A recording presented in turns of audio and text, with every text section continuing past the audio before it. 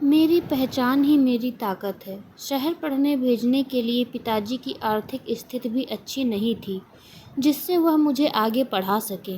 संगीता सुबह का सारा काम निपटा कर बैठी थी कि रात की पार्टी की सारी बातें अपने मन से निकाल ही नहीं पा रही थी। मन ही मन सोच रही थी, क्या हाउसवाइफ का कोई मूल्य नहीं है? क्या एक औरत का मूल्य तभी होता है जब वह आर्थिक रूप से संपन्न हो? हाउसवाइफ भी तो सारा दिन काम करती हैं, घर के सदस्यों का ध्यान रखती हैं, इतनी सारी जिम्मेदारी बिना किसी छुट्टी के निभाती हैं। सुबह का नाश्ता, घर के हर सदस्य की देखभाल, कपड़े, खाना बनाना और भी पता नहीं क्या क्या।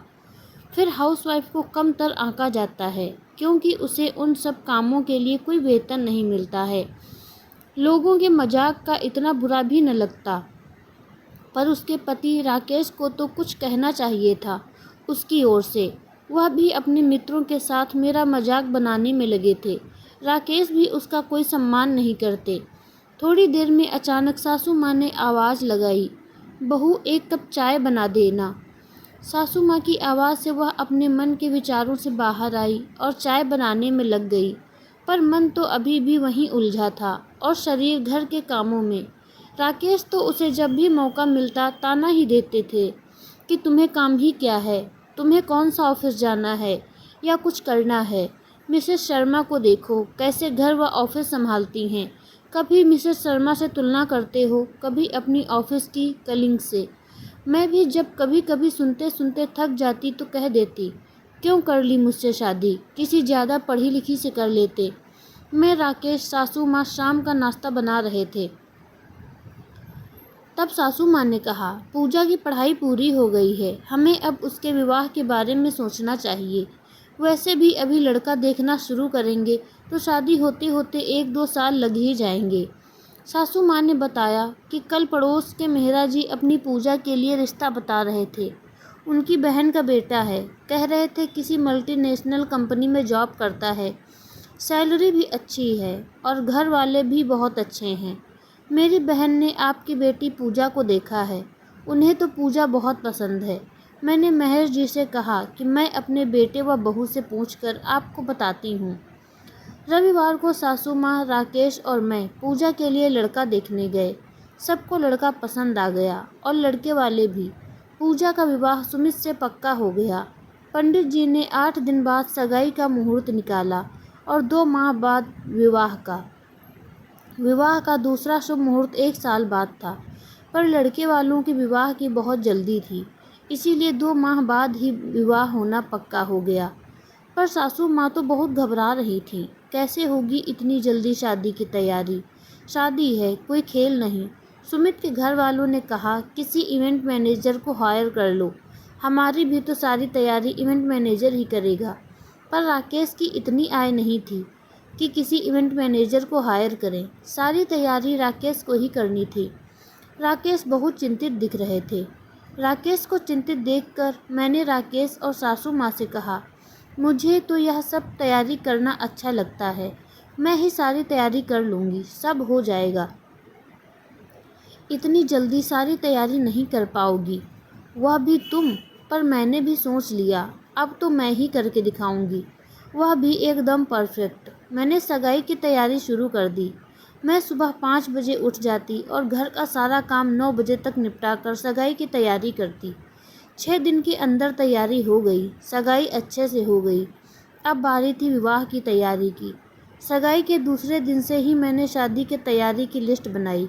कपड़े, शादी हॉल, गिफ्ट, गहने, कैटरर, घर की सजावट वाले को मैंने बुक कर लिया था। इसके बाद मैं पूजा को बाजार लेकर गई। उसकी वह तैयारी 5-6 दिन में लगभग आधी हो गई। जितनी रह गई वह पूजा ने अपनी सहेलियों के साथ जाकर की। कुछ कामों के लिए मैंने पड़ोस की औरतों से सहायता ली, जिससे काम और जल्दी हो जाए। 50 दिन हो चुके थे, तैयारी लगभग पूर्ण थी। अब मैंने लिस्ट चेक की, जो काम रह गया था वह भी इन 10 दिनों में हो गया। विवाह का दिन भी आ गया। घर की सजावट की तो लोगों ने खूब प्रशंसा की। पूजा की ओर से तो लोगों की नज़रें नहीं हट रही थीं। पूजा के लहंगे व गहनों की सब कुछ तारीफ कर रहे थे। जो भी पूजा की प्रशंसा करता वह कहती, यह सब भाभी ने किया है, तो मन ही मन मुझे बहुत खुशी मिलती। घर को तो सब मेहमान यही कह रहे थे, किसी इवेंट मैनेजर से डेकोरेट करवाया है। शाम 7 बजे तक बारात आ चुकी थी। मैं नर्वस भी हो रही थी कि कहीं लड़के वालों के लिए कोई कमी न रह जाए, पर खैर विवाह भी अच्छे से संपन्न हो गया। मैं आज बहुत खुश थी, मुझे खुद पर गर्व हो रहा था। शादी के कुछ दिन बाद मैं सुमित की बहन नीता से मिली। वह तो अब भी बहुत प्रशंसा कर रही थी मेरी। मुझसे कहने लगी, भाभी आप इवेंट मैनेजर का बिजनेस शुरू क्यों नहीं करती? आजकल बहुत डिमांड भी है इवेंट मैनेजर की। मैंने कहा यह तो घर की तैयारी थी, पर किसी और के घर की कहीं कुछ कमी रह गई तो। पर नीता ने मेरा हौसला बढ़ाया और कहा, तो आप 6 महीने का डिप्लोमा कर लो, कोर्स से आप और ज़्यादा निपुण हो जाओगी। मैंने कहा ठीक है, पर मेरे दिमाग में चल रहा था कि राकेश तो मना ही कर देंगे। पर फिर भी बहुत हिम्मत करके मैंने उनसे बात की और राकेश को बहुत मुश्किल से राज़ी किया, क्योंकि उनको तो मेरे ऊपर अभी विश्वास नहीं था। इस कोर्स को करना वह पैसे की बर्बादी समझ रहे थे, पर जैसे जैसे वह राज़ी हो गए, माना जैसे मैंने आंधी जंग जीत ली है। मैं रात में ही सुबह का आधा काम निपटा देती, जिससे मेरी सास मुझे कुछ न कहे। मेरी सास ने भी मुझे जाने की आज्ञा दे दी। बस फिर अगले दिन से मैंने जाना शुरू कर दिया था। 6 महीने पूरे होने को थे। मेरा आत्मविश्वास बढ़ चुका था। मन में एक संतुष्टि थी कि मैं भी अब कुछ करूँगी, मेरी भी अपनी पहचान होगी।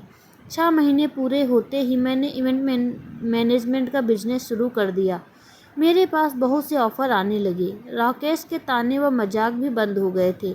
वह भी अब मुझे सम्मान देने लगे थे। अब मुझे अपने कम पढ़े लिखे होने का कोई अफसोस नहीं था। खास बात यह थी कि मैंने अपनी एक अलग पहचान बना ली थी। आपको यह कहानी कैसी लगी कमेंट करके ज़रूर बताएं, और अगर अच्छी लगी है तो प्लीज़ लाइक शेयर सब्सक्राइब ज़रूर करें। मिलते हैं अपनी अगली कहानी में, तब तक के लिए धन्यवाद।